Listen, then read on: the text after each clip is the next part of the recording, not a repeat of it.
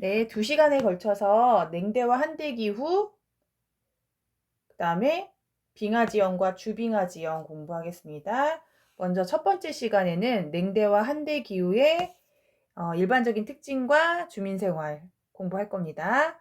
우리가 쾌페네 기후 구분을 첫 시간에 기후에서 처음에 배웠고, 그 다음에 계속해서 열대, 그 다음에 온대, 건조를 배웠고요. 건조 기후를 배웠고, 이제 냉대와 한대 기후까지 배우면 기후는 끝입니다.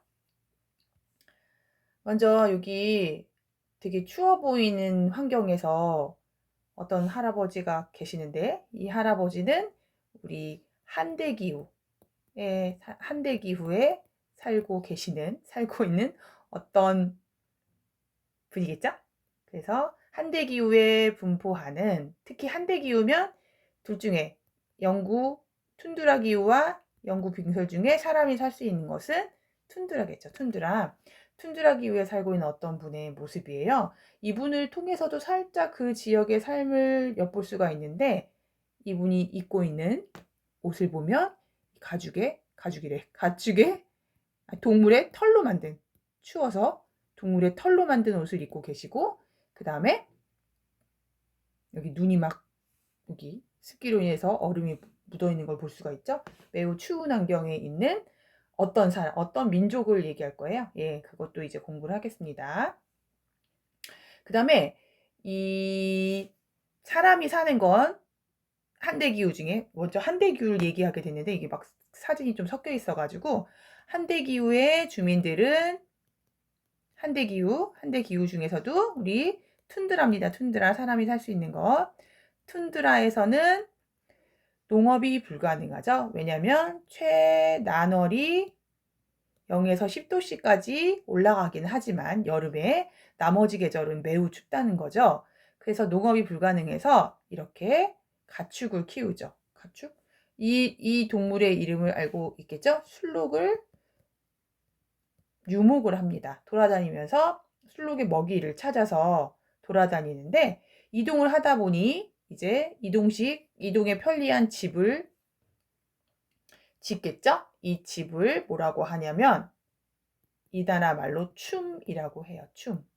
춤이라는 이동식 천막 가옥을 사용하고, 이 술록은 어디에 쓰이냐면은 얘를 키워가지고 당연히 고기도 먹고 뿔도 여러 가지로 사용해요. 뭐 생활의 도구나 조각품 같은 거, 장식품 같은 것도 만들기도 하고, 얘가 우유도 준대요. 그 다음에 가죽도 주죠. 그래서 이 가죽으로는 이런 것들 만들고, 이런 천막 겉부분을 싸고 있는 것도 활용할 수 있고, 가죽으로 활용할 수 있고, 당연히 옷도 만들고, 그 다음에 얘를 타고 이동하기도 해요. 술록을 타고 이동하는 이동 수단으로도 활용이 되고, 짐도 실어서 이동할 수 있어요. 그래서 이거는 툰드라 기후에서 살고 있는 사람들이 먹고 사는 방법이에요. 출록 유목을 통해서 생활을 이어가고 있습니다. 춤 기억하시고, 이동식 가옥. 그 다음에 요건 어떤 거냐면은 계속 한대기후를 먼저 설명하는데, 한대기후는 툰드라 기후와 영구 빙설 기후가 있는데, 이 툰드라 기후는 여름에 0에서 10도씨까지 사이까지 기온이 올라가니까 땅이 녹습니다. 그 녹는 지표면의 땅의 그 부분을 활동층이라고 불러요. 이 활동층이 녹을 수가 있는데, 특히 그 위에 바로 집을 지었을 때 집에서 나오는 열기가 있어요. 사람이 살고 거기서 난방도 하고 밥도 해먹고 하다 보니까 열기가 나오고, 이 열기가 이 활동층을 더욱더 녹인단 말이죠. 워낙에도 녹을 수 있고 움직이는 곳인데, 이 열기로 인해서 더욱더 녹게 되면 이 집이 무너질 수 있기 때문에, 이 보완 방법으로 2가지가 있어요. 집의 아랫면에 자갈을 깔고 콘크리트로 열기를 차단해서 집을 짓기도 하고, 아니면 집을 띄워 지어요. 우리 띄어서 짓는 집을 높은 바닥이라고 해서 고상식 가옥, 고상가옥이라고 했고, 이 고상가옥을 이미 배웠어요. 어디서 배웠을까요? 네, 열대 우림이나 열대 몬순에서는 열기, 습기, 그 다음에 해충을 피해서 집을 이렇게 띄워 짓는데, 툰드라 기후, 한대 기후 중에 툰드라 기후에서도 역시 이 바닥을 집 표면에서 띄워요. 띄우고 바닥에 깊이 기둥을 세워요. 그리고 이 기둥은 어디에 박냐면 영구 동토층에 박습니다.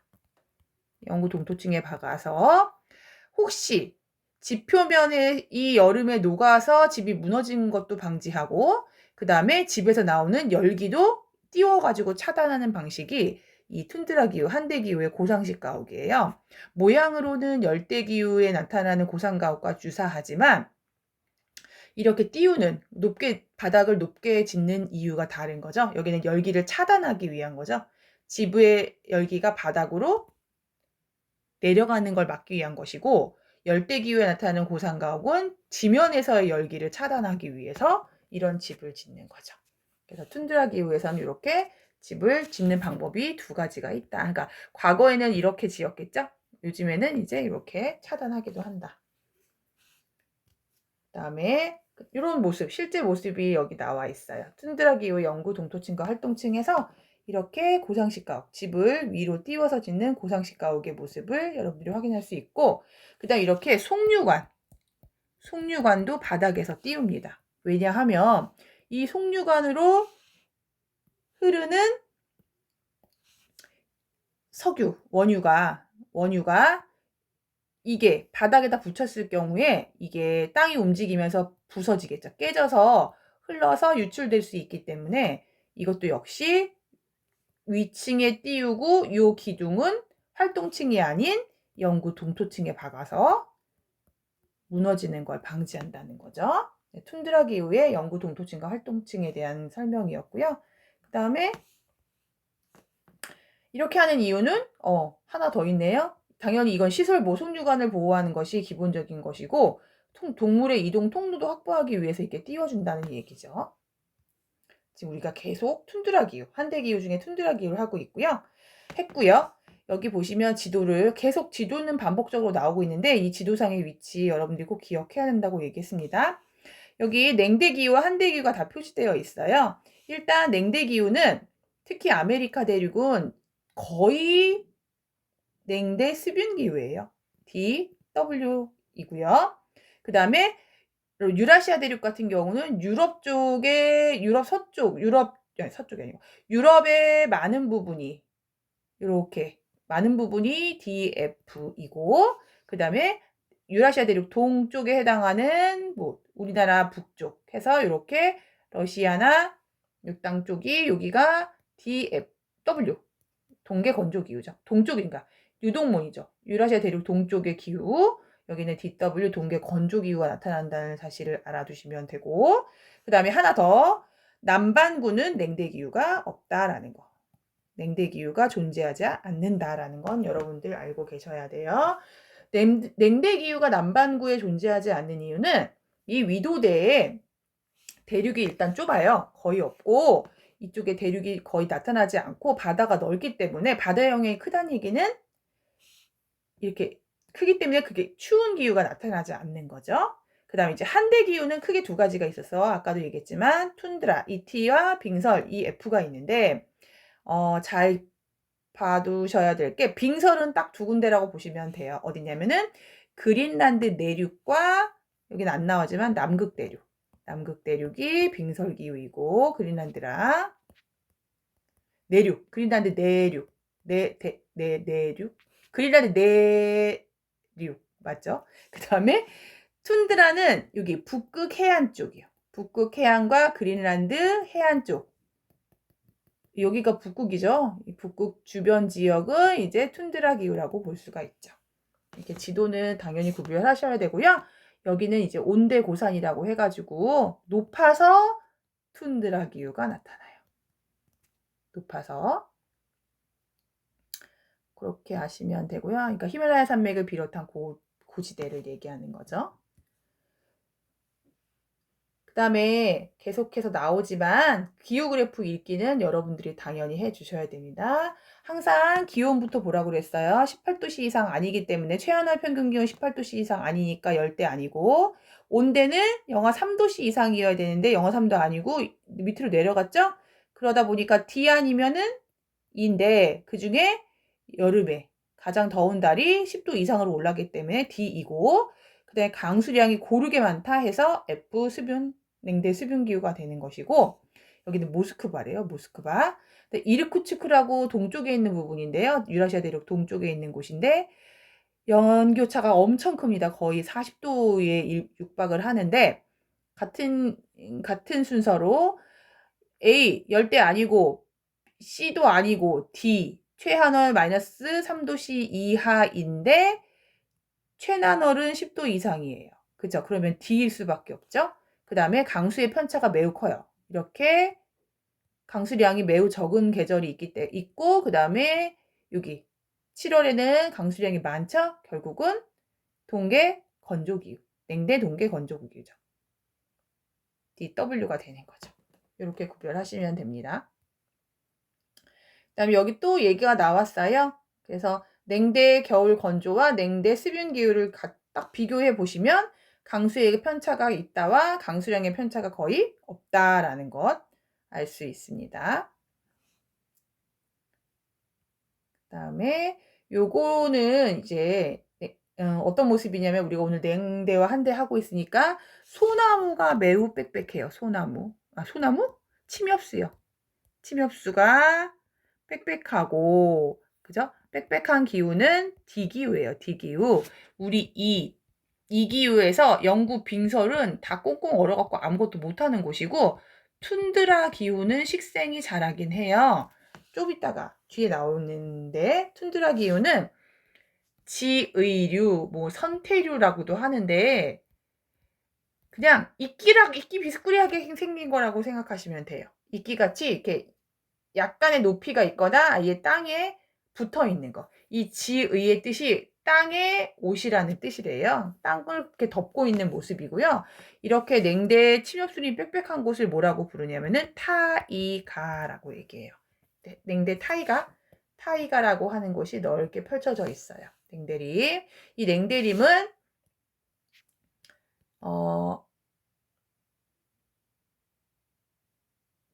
나무 자체를 쓰기도 하고요. 그 다음에 종이 만드는 재료인 펄프로도 사용을 해요. 목재나 펄프로 사용을 한다. 이게 냉대 침엽수림 타이가지대의 모습이에요. 그러니까 러시아나 캐나다 이런 데 많이 나타나겠죠.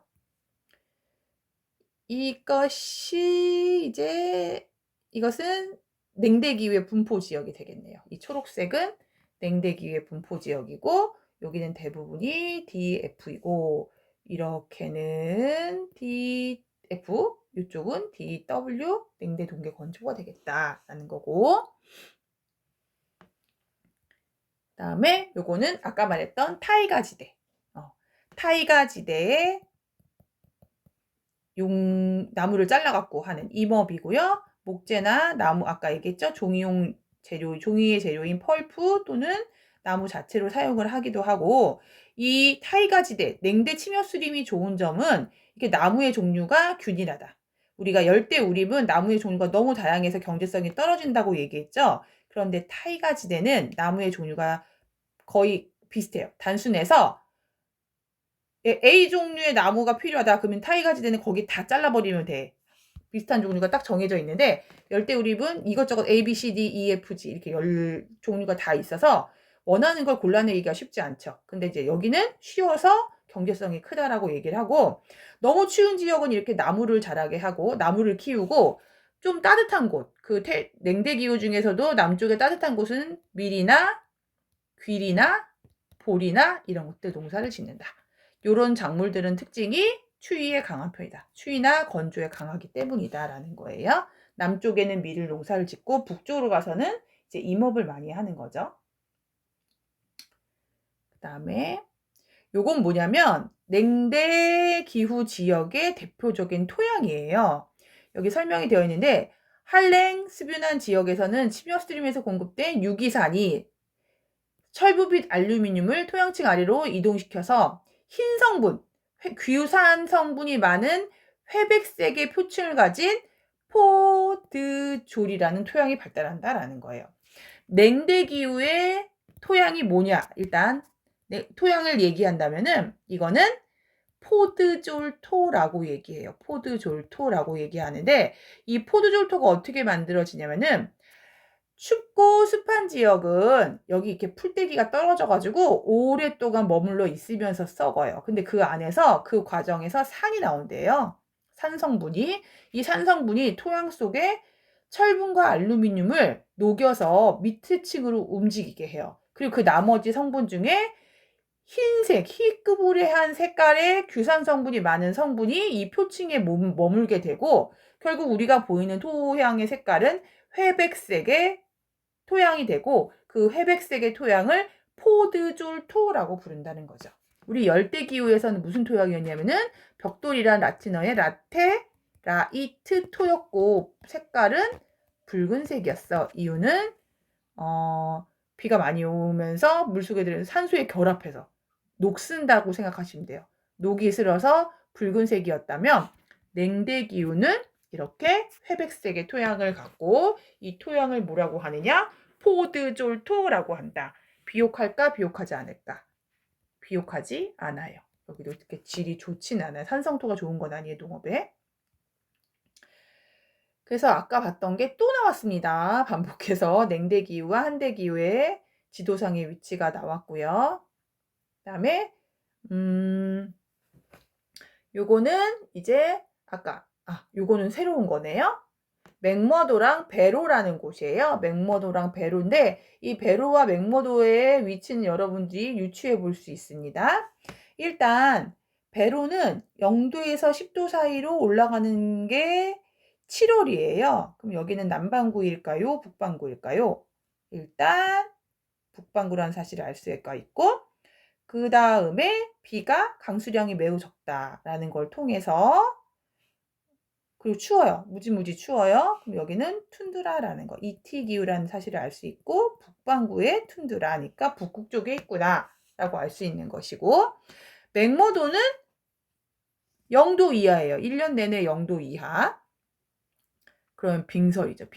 빙설 기후이고 그 다음에 7월의 기온이 낮다라는 것은 남반구 빙설이다. 그럼 남반구의 빙설은 남극 대륙이다 라고 볼 수가 있죠. 남극 대륙에 있는 EF 기후구나 라고 알 수 있어요. 둘 다 비 정말 안 옵니다. 예. 여기도 강수량이 거의 없고요. 없어요. 그 다음에 여기도 강수량이 매우 적어요.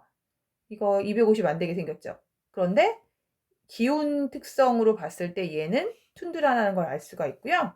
우리가 앞에서 배웠던 건조기후와 이 한대기후의 큰 차이점이 있다면 건조기후는 증발량이 강수량보다 많은 곳이어서 엄청나게 건조한 곳이고 이 한대기후는 증발량보다 강수량이 더 많습니다. 여기는 아예 비가 안 오기도 하지만 일단 요 조건 요거예요.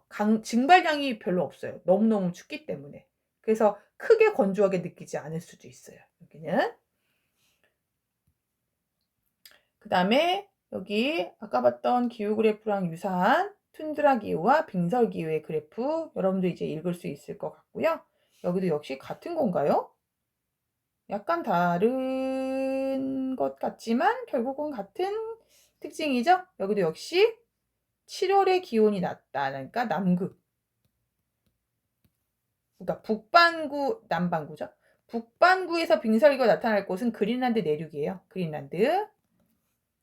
그다음에 툰드라 기후인데 얘도 역시 7월에 기온이 높으니까 여기는 북반구다라고 보면 되죠. 북극 주변 지역이겠죠. 요거는 뭘 나타낸 거냐? 이 노란색은 무슨 기후를 나타낸 걸까요? 노란색 바로 툰드라 ET 툰드라를 얘기하는 거죠. 그다음에 이건 뭘까요? 이거는 이것은 어떤 사진일까요? 어떤 기후? 일단 식생이 거의 없고 뭔가 흙을 덮고 있죠. 땅을 덮고 있고 물이 얼어 있어요. 물이 얼어 있는 상태네. 이거는 한번 유추해 볼까요? 영구빙설은 그러니까 얼음으로 덮여 있는 건데 이건 여름이 아니죠. 그래서 한대 기후 중에 툰드라 기후라고 볼 수가 있고요.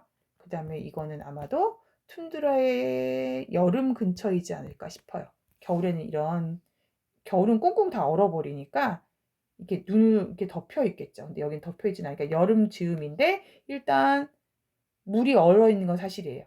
예. 여름에는 0에서 10도까지 올라가기도 하지만 일단 추운 곳이잖아요. 그죠? 이런 게 지의류가 될 수 있죠. 툰드라 기후의 식생이라고 볼 수 있어요. 그 다음에 여기도 이거는 확실하게 여름이에요. 툰드라 기후의 여름. 왜냐하면 물이 녹았어요. 예. 겨울에 꽁꽁 얼었을 것 같은 물이 많이 녹아 있다는 얘기는 0도 이상 올라갔다는 얘기고 이건 툰드라 기후의 여름이다. 여기 초록색의 꽃도 폈죠? 이것도 다 지의류라고 보시면 돼요. 식생 지의류. 얘 이름 알죠? 루돌프 사슴. 술록이요, 술록. 술록. 이것도 여름이죠. 어디에? 툰드라의 여름이 되겠네요. 여름에 이렇게 먹을 게 많아요. 예. 술록의 먹이가 이거예요. 이거. 이끼 종류를 먹고 삽니다. 그래서 유목을 하고 돌아다니는 이유는 요것들을 찾아서. 여름에는 이런 게 많겠지만, 겨울에는 이걸 찾아다녀야하기 때문에 계속해서 이동을 할 수밖에 없죠. 얘는 북극곰이 되겠죠. 북극곰. 북극의 여름인가 봐요. 그죠? 여기도 툰드라겠네요. 이렇게 높고 풀이 자라는 거 보니까. 툰드라의 여름과 겨울.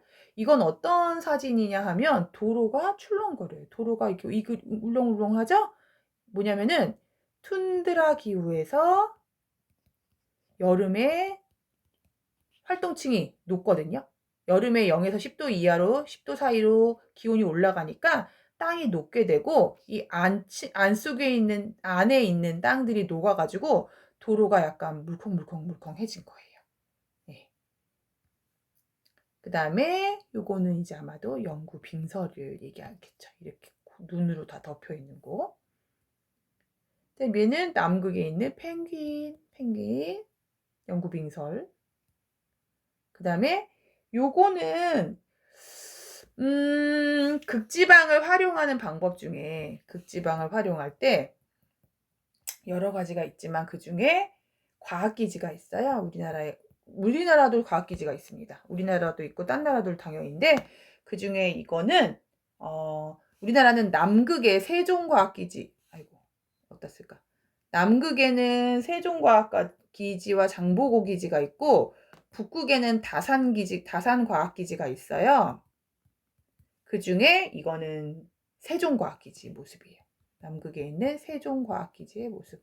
우리나라에 연구하는 그 연구원들이 여기에 파견이 돼가지고 상주하면서 살면서 주변 생태계뿐만 아니라 뭐 여러 가지 연구 탐사를 진행하겠죠. 그 다음에 매일 계속 반복적으로 또 나와요. 이거 자꾸 눈에 익혀보란 얘기죠. 기후대에 이렇게 점을 띡 찍으면 이게 무슨 기후인지 여러분들이 알아야 된다고 그랬어요. 점이 똑 찍혀 있다, 이런 거 알아야 돼요. 여기도 찍혀 있다. 이건 무슨 기후인지, 여기도 무슨 기후인지 아셔야 합니다. 여러분들이. 예. 그다음에 이것도 계속 반복기예요. 여러분들 그거 쾌변의 기후 부분 그래프 이거 기준 이거 다 알아야 되는 거. 계속해서 자꾸 얘기한 이유는 중요하니까. 최하나 18도씨 이상은 열대. 최하나 영하 3도에서 18도씨 미만은 온대. 최하나 영하 3도씨 미만, 최난화 10도 이상은 냉대. 그 다음에 이거는 수목기후였고요. 무수목기후로는 500mm 이하인 B기후와 그 다음에 최난화 10도씨 이하의 E기후가 있다. 그런 다음에 이제 강수로 또 나눈 거 요거 여러분들 그릴 수 있어야 됩니다. 반드시. 이렇게 해서 그림으로 사진으로 보는 내용 정리했고요. 그 다음에 뭘 볼 거냐면은 이제 수특을 보겠습니다. 수특을 보겠습니다. 수능 특강 39쪽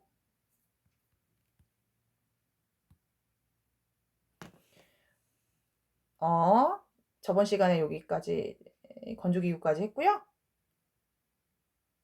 저번 시간에 한 거 중에 건조기구 중에 여러분한테 얘기 안 한 게 하나 있어요.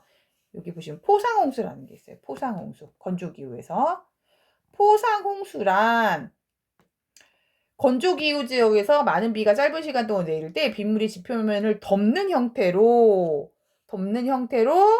퍼지면서 흐르는 거를 포상홍수라고 얘기해요. 예를 들면 무슨 얘기냐? 이렇게 완만한 경사지, 여기 이렇게 완만한 경사지를 빗물이 넓게 옷감같이 덮어가지고 슝 흘러가지고 겉부분을 싹 뻗겨내요. 그거를 포상홍수 침식이라고 얘기를 하거든요. 그래서 포상홍수 침식에 의해서 만들어지는 완경사의 침식면을 뭐라고 하냐면 페디먼트라고 불러요. 포상홍수 침식에 의해 만들어지는 페디먼트는 포, 상, 홍, 수, 침, 식에 의해 형성된 완경사의 침식면, 완경사의 침식면을 페디먼트라고 한다. 포상홍수 침식하면 페디먼트가 떠올라야 돼요. 무슨 얘기냐? 급경사의 산지, 완경사의 사면이 생겨요. 여기에 골짜기 사이로 부채꼴 모양의 땅이 만들어진 게 선산지죠. 그리고 나서 더 내려로 오면서 완만한 경사가 생기고, 이 완만한 경사는 비가 왔을 때 슉 내려서 마치 옷감처럼 덮어서 겉부분을 싹 긁어 내려가는 침식을 하거든. 그럼 이런 침식을 포상홍수 침식이라고 하고, 그 다음에 이렇게 만들어진 지형을 페디먼트라고 한다. 페디먼트. 요거 저번 시간에 안 해가지고 얘기했고요. 오늘인이 아니라 벌써 30분이 다 돼가네요. 냉대 기온은 다시 복습이에요. 이거는 최하늘 마이너스 3도씨 미만, 최난원 10도 이상의 기후로 겨울에는 눈이 내리는 경우들이 많죠. 당연히 눈이 내리죠. 비가 아니라. 식생은 타이가, 넓은 침엽수림지대를 타이가라고 부르고요. 남쪽으로 따뜻한 지역, 냉대기후 중에 남쪽에 분포한 지역은 호남이 분포할 수도 있어요. 그리고 토양은 산성도가 높고 질이 별로 안 좋은 회백색의 포드졸토라고 불렀어요. 얘기했어요. 냉대기후로는 DF와 DW가 있다. 연중 강수 고른 거, 그 다음에 겨울에 겨울에 건조하고 여름에는 비가 좀 많이 내리는데, 특히 이거 기온의 연교차는 냉대 수분 기후보다 동계 건조가 훨씬 더 크다라는 사실 알아주세요. 그래서 위치는 지도에서 여기, 그래서 냉대 수분은 여기 이렇게 유럽 시베리아까지, 그 다음에 미국 북쪽에 캐나다까지. 냉대 동계 건조는 유라시아 대륙 동쪽을 주로, 시베리아랑, 그러니까 유라시아 동쪽이니까 시베리아랑 중국 북동부 쪽에 해당이 되겠죠. 요거 알아두시고, 그 다음에 한대기후, 아까 본 거야. 이거는 툰드라는 0에서 10도씨 사이, 짧은 여름에는 아까 지의, 땅의 옷이라고 불려지는 아주 얇은 이끼 종류 비슷한 거 곰팡이와 조류의 중간 형태라는데, 그러니까 이끼 정도로 생각하면 돼요. 예, 이런 게 자라고, 지표면에 활동층이 발달한다는 얘기는 뭐냐면, 여름에 0에서 10도 사이로 땅이 녹잖아요. 녹으면서 땅이 움직여요. 녹으면서, 그러니까 얼면 부피가 커졌다가 녹으면 내려가는 과정에서 이게 약간 움직이게 되겠지. 그걸 활동층이라고 하고, 그 아래 그냥 얼려 있는 곳을 영구 동토층이라고 부른다.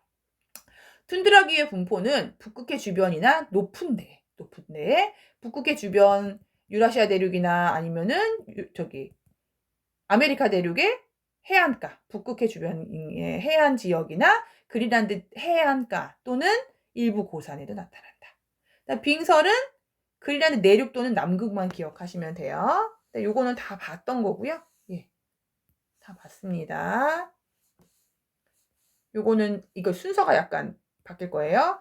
그래서 냉한대기후의 주민생활까지 할게요. 냉대기후의 주민생활, 아까 얘기했어요. 집은 주변에서 쉽게 구할 수 있는 재료로 짓기 때문에 냉대기후는 울창한 침엽수림지대, 타이가가 발달하기 쉽고 거기에 있는 나무로 집을 짓기 때문에 통나무집이 많아요. 통나무집이 많고요. 냉대기후의 농업과 목축업은 남쪽에 비교적 따뜻한 곳은 보리, 밀, 옥수수, 아까 귀리도 얘기했어요. 이런 거 키우고요. 가축사육도 해요. 근데 북쪽의 추운 지역은 이런 게 힘드니까 임업, 침엽수림, 타이가라 불리는 침엽수림지대가 넓게 나타나서 나무를 활용하는 임업이 활발하다라고 얘기했어요. 그래서 이걸로 뭐 목재로도 쓰지만 종이의 재료인 펄프 용지를 만들기도 한다. 펄프. 그 타이가 분포 지역은 뭐 디기후죠. 디기후, 냉대기후. 그다음 한대기후는 툰드라 기후 지역이에요. 툰드라 기후 지역은 아까도 얘기했듯이 북극해 주변 지역과 그린란드 해안가이고요. 뭐 좁게는 여기 남쪽의 칠레 해안가에도 일부 있기도 해요. 그다음에 툰드라 기후의 가옥은 고상식 가옥, 그죠? 기둥을 세워서 일정한 높이를 띄워지는 고상식 가옥을 짓거나 또는 여기 이렇게 자갈, 뭐 콘크리트로 열기가 땅으로 전달되는 걸 막기도 하고요. 그 다음에 농사가 거의 불가능하기 때문에 여기 보시면 여기 핀란드 땅 또는 여기 어디야 이게 스칸디나비아 반도죠. 요 스칸디나비아 반도에서는 라프족이 살고요. 라프족이 살고 그 다음에 러시아 쪽은 네네츠족이 살아요. 네네츠. 아까 우리 봤던 할아버지는 네네츠족일 가능성이 많아요. 그 다음에 아메리카 대륙 쪽에는 우리가 에스키모라고 불렀던 이누이트족이 산다. 그래서 에스키모는 날고기를 먹는 사람들이라고 서양 사람들이 백인들이 불렀던 것이기 때문에 그들 스스로는 에스키모라고 자기들을 일컫지 않고요. 인간이란, 진짜 사람이란 뜻의 이누이트족이 이렇게 존재를 해요. 툰드라 지역의 주민들이고요. 그 다음에 이 사람들은 뭐하고 사냐? 술록을 키우거나 물고기를 잡거나 아니면은 짐승을 잡거나 물개 이런 애들 잡아서 먹고 물고기 잡고 이렇게 살죠. 그 다음에 빙설기후는 원래는 식생도 안 자라고 사람도 살기 어려운 곳인데 최근에 와서 자원이 개발되고 있고 그 다음에 항공 및 해상교통의 요지 지나가는 곳, 그러니까 비행기가 지나가거나 배가 지나갈 수 있게 됐죠. 왜냐하면 빙설기후 지역, 여기 북극에 얼어있는 땅이 점점 녹으면서 그 북극 항로가 열리게 되겠죠. 북극 항로가 열리게 되는 거 멀리 돌아가던 그 배들이 북극으로 슝 가게 되지. 그래서 관심이 많아졌고 과학 및 군사기지 건설, 아까 얘기했듯이 남극의 세종기지, 우리나라 같은 경우 또 장보고기지, 그다음 북극에는 다산과학기지가 같이 이렇게 극지방을 개발 이용하고 있으며 특히 이 툰드라 기후나 지역이죠. 툰드라 기후 중에서는 뭐도 할 수 있냐면요. 오로라 현상을 관찰할 수도 있고요. 백야 현상도 일어나요. 7월의 밤에 해가 지지 않는 백야 현상이 일어나서 사람들이 여기에 관광을 간다는 거. 이렇게도 이용을 한다. 오로라 관광 많이 가요. 캐나다나 아니면 북유럽 쪽으로. 오로라 뭔지 알죠? 약간 형광빛에 온갖 색색의 그 빛의 움직임이 있는 거. 뭐 과학적인 것까지는 몰라도 되고요. 오로라 관광, 백야 현상을 이것도 즐기러 가기도 한다라는 거야. 그 다음에 여기 설명됐던 거 아까 봤으니까 다시 얘기 안 할게요. 이거는 그 다음에 옆에 보시면 위치에 따른 낮과 밤의 길이 변화. 이것도 중요하죠. 알아야 되죠. 보시면 북반구의 고위도 지역은 뭐 60도 이상, 북반구의 60도 이상 지역을 가면은 더 멀리 가면 더 심하겠죠. 이렇게 아예 24시간이면 더 높이 가야겠죠. 66.5도 이상인가? 그러면은 이렇게 여름에 해가 아예 안 지는 때가 있는 거죠. 그러다가 점점점 해가 줄어들다가 이제 12월, 1월이 되면 아예 해가 안 뜨는 극야 현상이 일어나는 거죠. 7월에는 백야 현상이 일어나고. 그러나 적도 부근은 위치가 적도가 23.5도 이렇게 있잖아요. 그럼 아무리 수직으로 여기까지 붙이고 여기까지 비친다고 해도 거의 변화가 없는, 해가 비치는 시간의 차이가 별로 없기 때문에 적도는 거의 12시간 정도 낮밤의 길이가 나뉘어지는 거, 별 차이가 없어요. 거의 차이가 없어서 해가 일찍 뜨진 않아요. 그런데 우리나라 7월처럼 근데 한번 뜨면 완전 미친 듯이 쨍쨍 내리찐다라는 거죠. 그다음에 적도 부근의 남반구의 중위도 같은 경우는, 그러니까 우리나라 정도 위치가 되면은, 이거 남반구네요. 우리나라의 반대편 정도 되겠죠. 그러면은 7월에는 겨울이니까 해가 짧고 12월, 1월에는 여름이니까 해가 긴 거죠. 여기 시간이 대충 해가 몇 시에 뜨는 거야? 4시에 떠서 거의 한 8시 전에 지는 거니까 16시간이 낮이 되는 거죠. 우리도 한여름에는 해가 5시 정도에 떠가지고 거의 7시에 지니까 거의 14시간? 14시간, 15시간, 7시 넘어서까지 15시간 정도가 그러니까 어둠이 안 오잖아요. 그죠? 비슷한 거지.